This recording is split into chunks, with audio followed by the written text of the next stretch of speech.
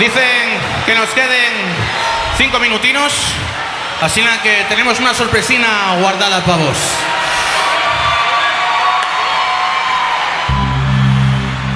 Gracias, Ortigueira, estás haciendo que esta noche céltica sea mágica.